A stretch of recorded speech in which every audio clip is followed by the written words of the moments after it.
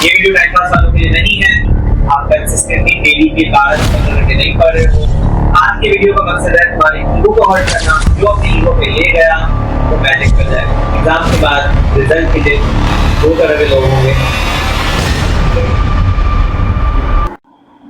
Hello everyone, this is Shreyas Srivastava, second year professional MBBS student here and देखो यार, अब NEET में बस आपके 20 दिन बचे हैं एंड आपके एग्ज़ाम्स 3rd of May को हैं and let me tell you कि अगर अभी भी आप कंसिस्टेंटली डेली के 12 से 15 घंटे नहीं पढ़ रहे हैं then you are doing yourself wrong. You are not there for selection, you are just there for participation. आप नंबर्स बढ़ाने के लिए हो, आपसे बहुत लोग ज़्यादा पढ़ रहे हैं, उनका सिलेक्शन होगा, आपका नहीं होगा।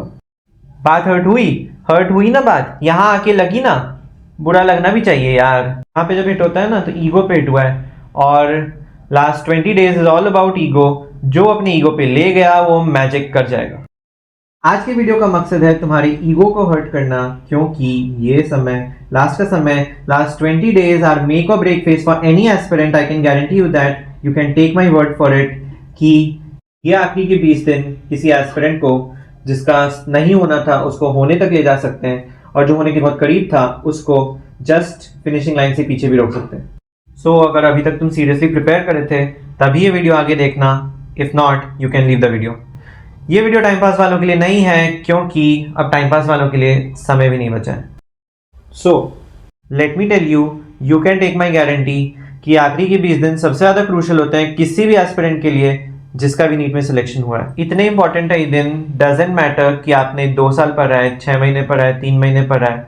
If you don't increase your workload, your efforts by 3x 4x during this time, if you don't put in the extra hard yards and the smart work, then I am sorry, आपका selection मुश्किल है।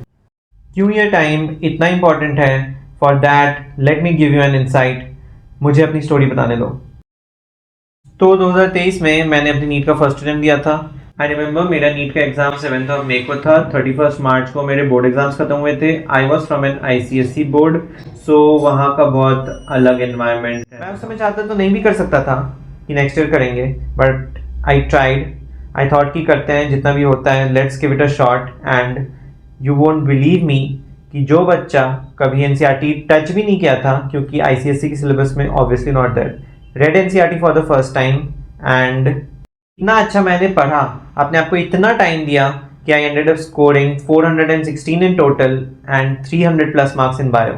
So if I can score 300 plus in bio, 416 in total by reading NCERT just 1 month before the exam, तो आप लोग तो सब इतने अच्छे से पढ़ाई कर ही रहे हो। You are scoring 600s, 500s, 450s as well, so you are definitely in there. There is no reason कि आपका सिलेक्शन क्यों नहीं होगा। एंड ये समय है, अपना सारा एफर्ट डाल दो। This is the time to completely focus your mind in one place. बाकी कोई डिस्ट्रैक्शन नहीं, कुछ नहीं, कोई गर्लफ्रेंड वर्लफ्रेंड नहीं, कोई सोशल मीडिया नहीं, कोई स्क्रीन टाइम नहीं। सब चीज़ का समय आएगा एग्जाम के बाद। कोई आपको मूवी देखनी है, कुछ भी, पर ये साल आपको वापस नहीं आएगा। ड्रॉपर्स के लिए स्पेशली आपने अपना फिर से 1 साल दिया है, मम्मी पापा को फिर से होप्स दिए हैं। You don't want to disappoint them, right? तो आप अपना टाइम कहीं भी 1 घंटा, 2 घंटा, हाफ एन आवर, 3 आवर्स, कुछ भी कहीं पर भी डिस्ट्रैक्शन में वेस्ट कर रहे हो, देन प्लीज स्टॉप इट।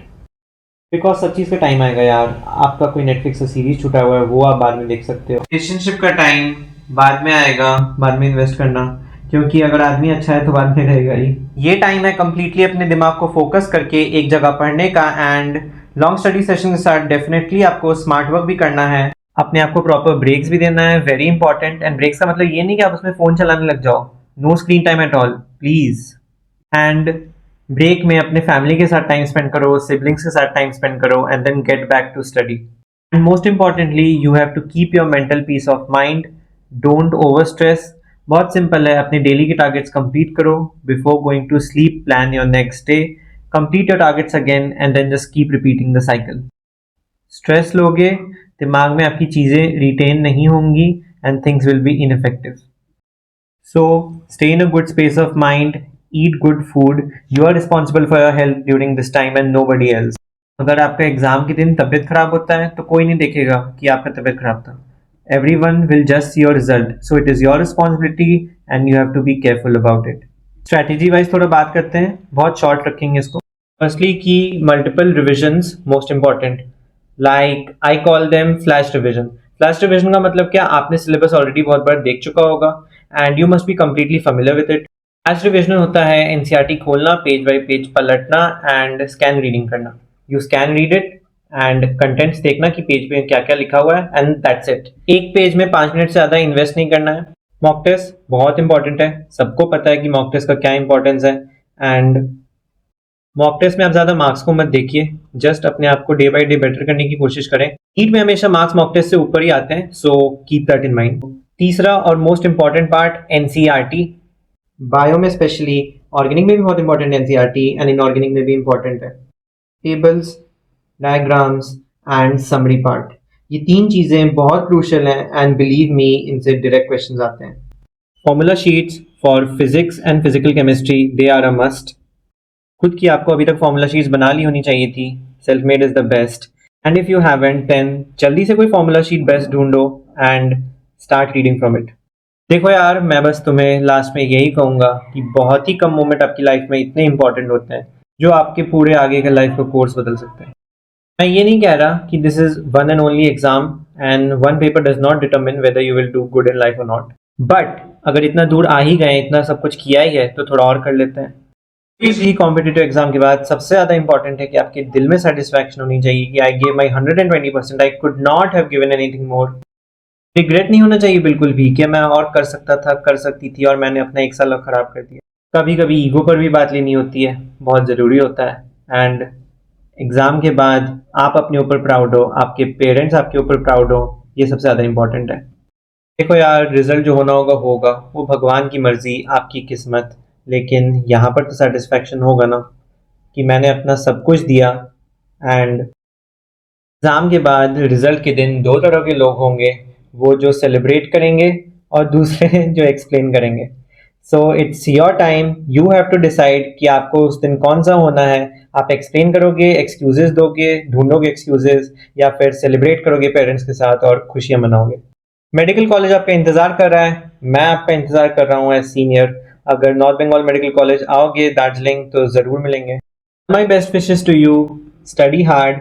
16 घंटे 18 घंटे भी पॉसिबल है। During my last week I took it up to 18 hours for the last 3-4 days, so it's up to you. जाते जाते कमेंट सेक्शन में एक बात ज़रूर लिख के जाना कि अब आए हैं इतनी दूर तो हम पीछे नहीं हटेंगे, MBBS के बिना जनाब हम तो नहीं रुकेंगे। So with this ending the video on a positive note, बहुत अच्छे से पढ़ो, टेंशन मत लो, study hard, take care of your health and meet you all in the next one. And till then, okay, take care, bye bye. जाओ जाकर पढ़ो, bye.